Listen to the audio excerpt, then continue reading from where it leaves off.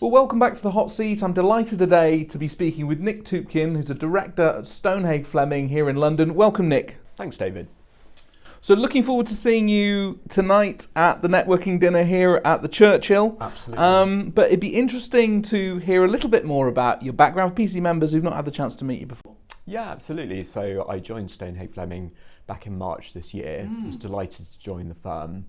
My background's primarily been with dealing with international clients, so either res non-dom or non-res clients. And for me, Stonehage Fleming's the ideal place to advise those types of clients because we have quite a unique position of having such an extensive international reach. We've got 18 offices in 14 different countries. So it's a great platform to have that international connectivity. And what are the key centres out of that, like, map of the world, as it were? Where are the offices you've kind of interacted with or see at the moment as really key centres for the firm? Yeah, absolutely. So for the res non-dom clients, Jersey, Guernsey and the Isle of Man are key centres. The Stonehage part of Stonehage Fleming primarily comes out of South Africa, so we have a significant presence there. And then we've been expanding our US presence, and I know that my colleagues from the new Miami office have been joining the PCT events there recently, and they've really enjoyed that. Fantastic. I mean, Stonehage has got a very sophisticated, high-level offering. It'd be interesting for you to unpack a bit of that and just describe some of the service lines that you provide to ultra-high net worth clients. Yeah, absolutely. So there's quite a lot to talk about, and lots of things that we do for our clients. I would say in London, the key service lines are wealth planning, so that's the team that I sit within, investment management, and we offer both discretionary portfolios, advisory portfolios, and also direct investments into individual companies and private equity funds. Which is an area that's really popular, isn't it, with the most sophisticated clients, because you can get exposure to markets in many ways, but it's the deal flow that people like to see, isn't it, I think? Yes, absolutely, and that's forming an increasing part of client portfolios, I think it would be fair to say. And then the other key service lines from London are the family office, which is an outsourced CFO and COO function for very complex international wealthy families. And then finally our legal department as well, which supports the other departments within the firm in helping clients to navigate how to manage and arrange their wealth from the UK. So is that on the outsourced CFO function? Is it maybe families who don't necessarily want the burden of their own private office, but want to benefit from the scale of an offering that's already in place? I mean, what sort of sweet spot, what sort of client base do you have for that offering, do you find? Yeah, I mean, to your first point, absolutely, that's the type of profile of client who's got a degree of complexity, but perhaps either doesn't want to have or wouldn't justify having their own family office. In terms of sweet spot, I think I would characterise it by level of complexity rather than a firm wealth level.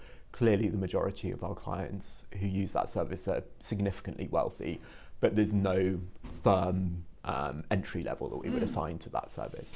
Okay, and obviously you've got a lot of expertise there in-house, but how do you find you work with intermediaries, or in your initial conversation since you joined in March, where do you find the cooperation, I guess, if you like, with intermediaries doing other specialist services? Extensively, actually. So if I break it down into the different professions, certainly tax advisors are a key interface for us. Our clients are internationally mobile and do have tax exposures in multiple jurisdictions. So for them, it's important that we have an ongoing relationship with their tax advisors. Debt is not something that we do in-house, so we work closely with clients' debt advisors and with their banks as well, because we're not a bank either. And then finally, the legal profession is a key interface for us in terms of helping with structuring, thinking about M&A activity for clients and their associated companies, and then also family lawyers as well are another key connection for us. Because larger sophisticated clients will have multiple advisors anyway, so there's many ways in which you're trying to seek to bring the best team, isn't it, to bear on these type of clients. Yeah, and I think one of our USPs is our ability to coordinate those professional advisors on behalf of the client. And certainly thinking about my colleagues in the family office, that's a significant part of their job, is to really have a coordinated approach and to make sure that clients are deriving best value and best use out of their professional advisors.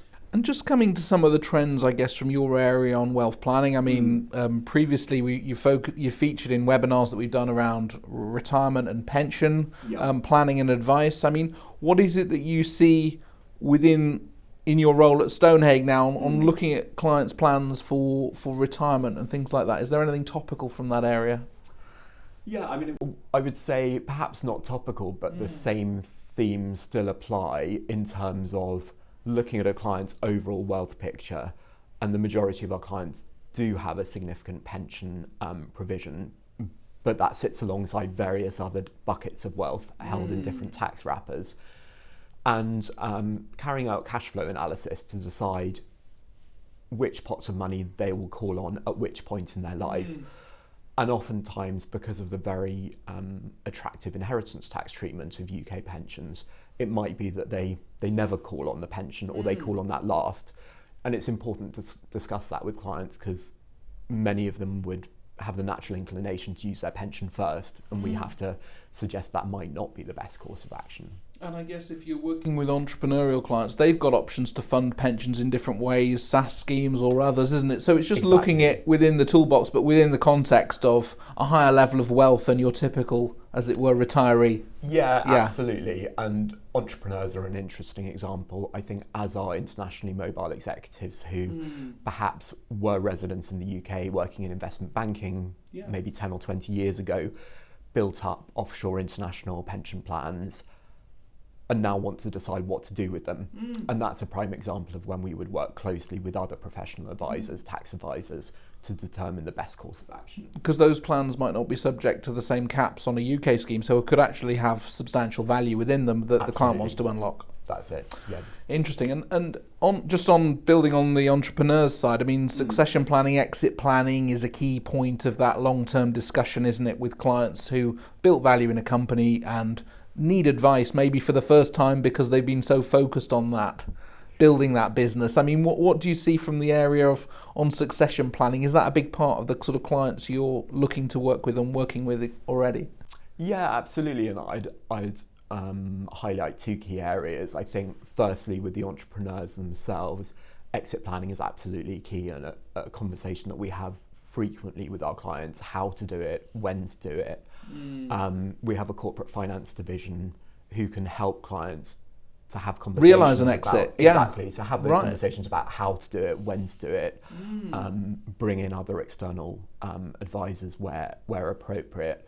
And from our side, we help clients think about what to do with the wealth that they've realised and what the purpose of it is. And then I'd say in succession planning more broadly, another focus of Stonehage Fleming is thinking about family businesses and family governance.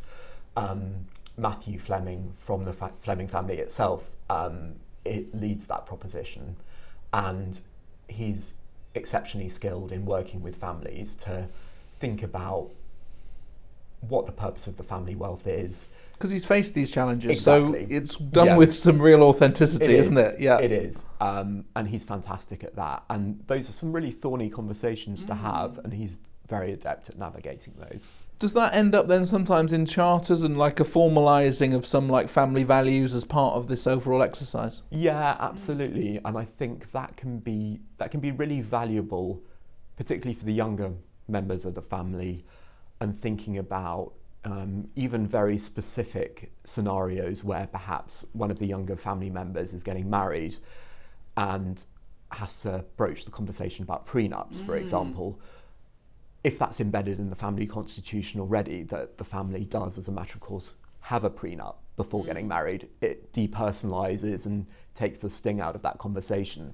So I think that's just one very specific It's a helpful mechanism, isn't it, to help keep the family on track. Yeah. And you know, the families of substantial wealth, that moment of transition when for the entrepreneur to step back or make substantial gifts is a big moment, isn't it? Because it's then wealth passing down the generations. There's the power dynamic as well to consider as the tax and wealth planning. But is that something that you see there's a lot of talk on the great wealth transfer. Do you see that coming through practically, and younger clients coming through and putting their own stamp on how they manage, or how they want structures managed and assets managed, and how they want to do things, you know?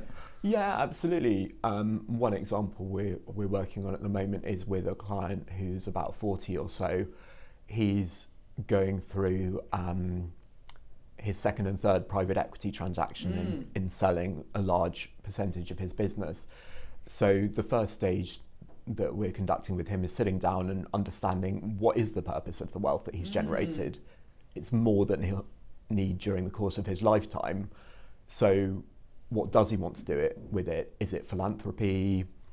Is it that he wants to try and spend it? You know, it's quite a difficult defining the goals. conversation. Yeah, exactly.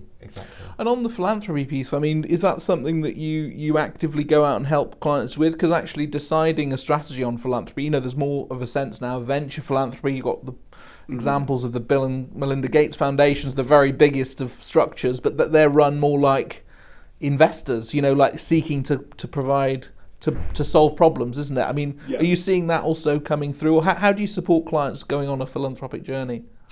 I think, again, it's about defining the goal. So what is it they want to achieve with this philanthropic giving? And then trying to understand what are the causes that they want to benefit. Do they want to give during their lifetime? Do they want to give on death? And also identifying the amount of money that they're going to allocate towards philanthropic causes. And all of those factors combined will then help us to help the client come up with a step plan in terms of how exactly they will engage in the philanthropic giving. And do you find that ESG and impact investing is more on the table today, or is it just the industry is still talking a lot about these things and actually the client level of demand is sort of lagging behind? Or what's your perception of what people want from the investment management portion, I guess, of structures that they're putting into place? Yeah, that's a great question, and I think it comes back to your point about intergenerational transfer of wealth, because certainly my experience has been that the younger generations are much more engaged in ESG investment than perhaps older generations are, and are more willing actually to potentially give up an element of their return to have the knowledge that their investments are doing good and do align with their values. So I think for those clients it is it's a key priority, and it's one that we take seriously. We have a specialised team within the investment department that solely focus on ESG investment, and who are very engaged with the fund managers that we use to implement that and make sure it's done in a very credible and robust way. Yeah, well, great to talk to you today, Nick, and we look forward to sharing this interview with our members. Fantastic. Thanks, David.